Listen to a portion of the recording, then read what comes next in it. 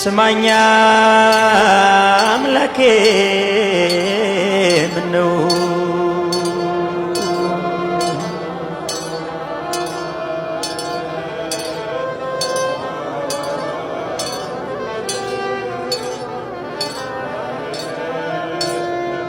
ይሁዳ ወጥቶ አዘወት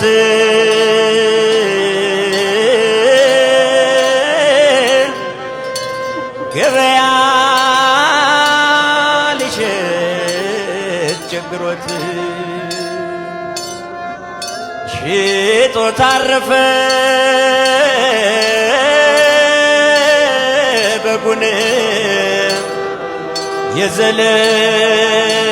የዘለዓለም ምግቡን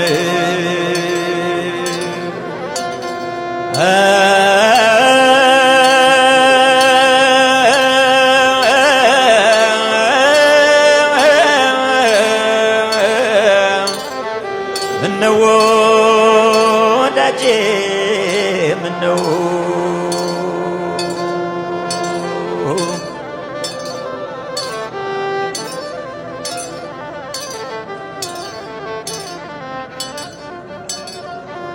ድንግል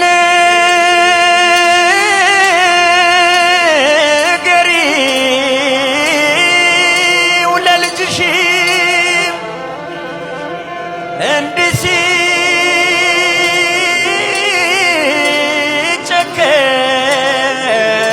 ሲጨከን እያየሽ ብዙ ነው ሲባል ምህረቱ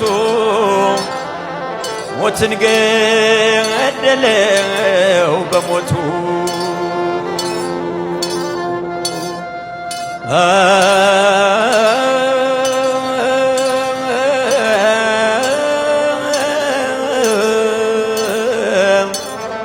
ስማኛ አምላኬ ነው የወንድማችንን ነፍስ በረፍት ቦታ በገነት ያሳርፍልን።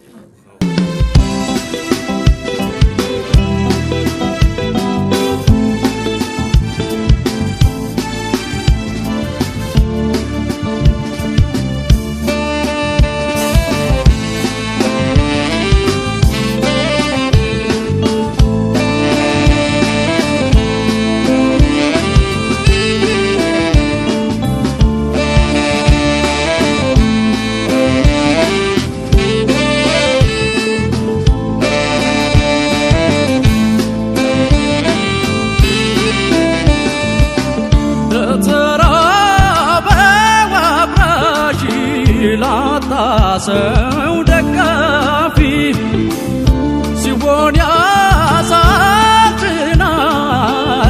እንዳፈር ርጋፊ የሚመለስ ቢሆን እንደ ሞተ ሳይቀር ያሰኛል አንዳንዱን ዳግመኛ ቢፈጠር እንኳን ቸግሮ ወስዶ ከሚያስቀረው ምናለ ዳግመኛ ቢፈጥረው ሞት እንኳን ቸግሮ ወስዶ ከሚያስቀረው ምናለ ዳግመኛ ቢፈጥረው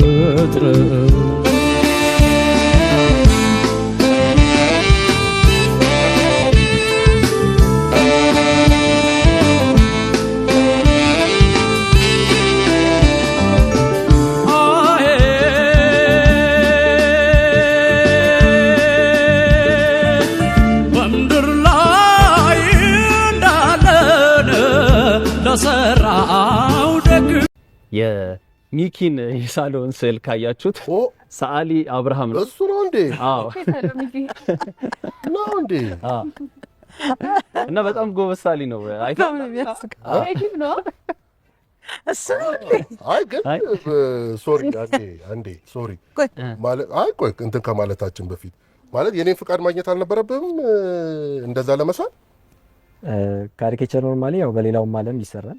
አይ ሌላ ራሱ ጉዳይ ነው። ግን የኔን ስዕል የኔን መልክ በዛ ልክ ስታበላሽ ገብቷል። እኔ እኮ ኢሜጂን ነው የምሸጠው። እኔ መልኬን የምሸጥ ሰው ነኝ አይደለ?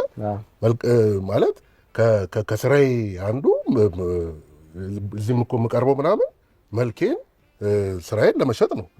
እንደዛ አበላሽተህ